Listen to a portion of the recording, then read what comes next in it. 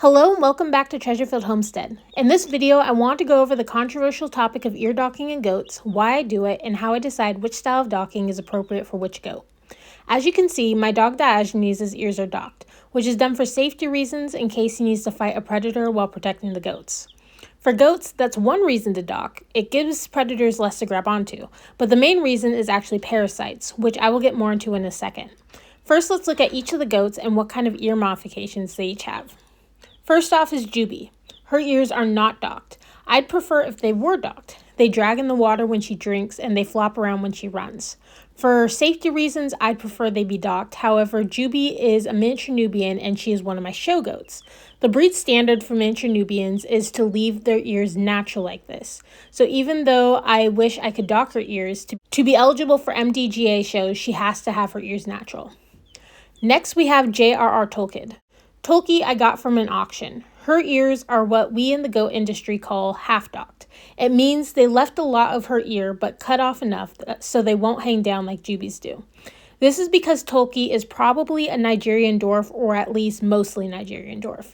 And the breed standard for Nigerian dwarfs is the ears are half-docked. Her ears don't flop around in ridiculous ways or drag in the water, and she retains a better ability to hear than if her ears were fully docked, but she is still at risk for parasites. Now let me show you what these parasites can do.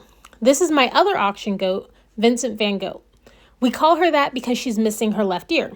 What happened was Vinny here was infected by, and I'm probably going to pronounce this wrong, the northern Apreophule mite.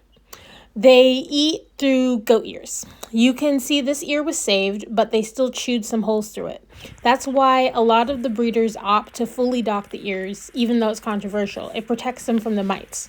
I've included a video of what they look like under a microscope. They're pretty vicious. I tried to fully dock Tin Fang's ears here, but I didn't really know what I was doing. These were my first goat kids, and my scissors were kind of dull, so I accidentally left a little bit too much ear behind for him to be considered fully docked.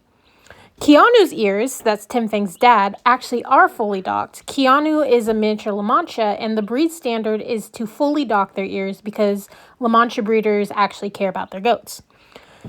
These are my two newest goats. They are already docked. They have it done when they are newborn.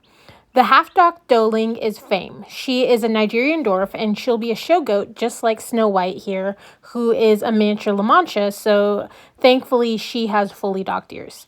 But because Fame is only half-docked, her breeder applied this ointment on her ears to protect them from the mites, which you often see in goat kids because it's harder for them to fight them off naturally.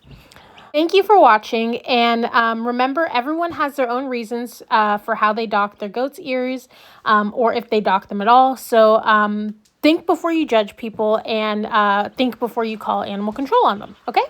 Thanks for watching. Bye.